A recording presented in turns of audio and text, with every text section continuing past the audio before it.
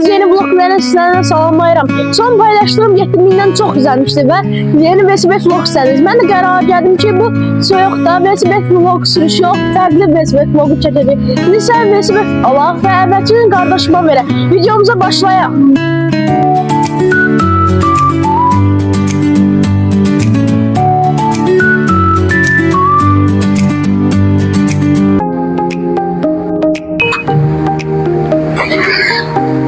Salam. Salam. Çok. 29 VSB'lərdən maraqlanırım. Zəhmət olmasa göstərə bilərsin. Baş.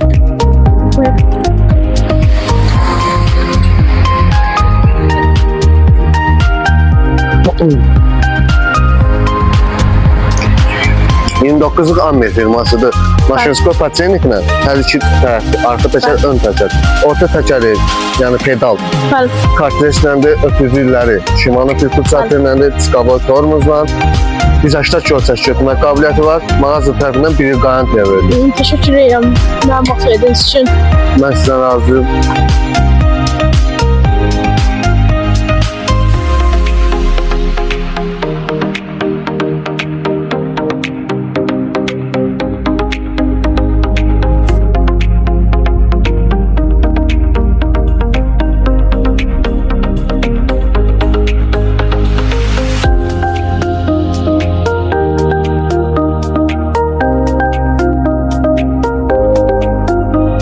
Gripisini dəyişmək üçün detallarını çoxdur. Ondan sonra sizə deyim, dəmirdir. Pedallar üçün. Bizim mağazada həm də VSB-dən təmir var. Təmir işinə də mən baxıram. VSB-dən istənilən aksesuarlar bizdə olur. Kameri, patrışkası, VSB-dən dağılmış detalların təmir olunur. Bizim mağaza tərəfindən VSB kanalına bir il qarantiya verilir. Bir il ərzində təkərləri çıxmaq şərti ilə, Pilkutsatırında, tormuzda nəsə bir nasasız yaranırsa, o arada mən qaldırırım. Çox sağ olsunlar, ətraflı məlumat verdilər. Endirimli qiymətlərdən yararlanmaq üçün sizə tövsiyə edirəm, bura gəlin.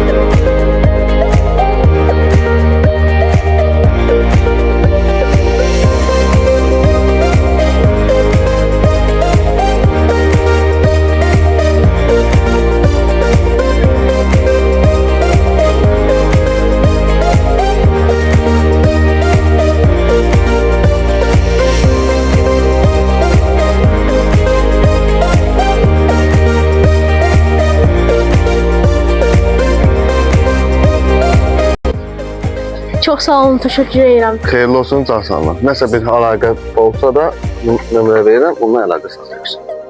Sağ olun. Sağ olun, xeyirli olsun, can sağlam.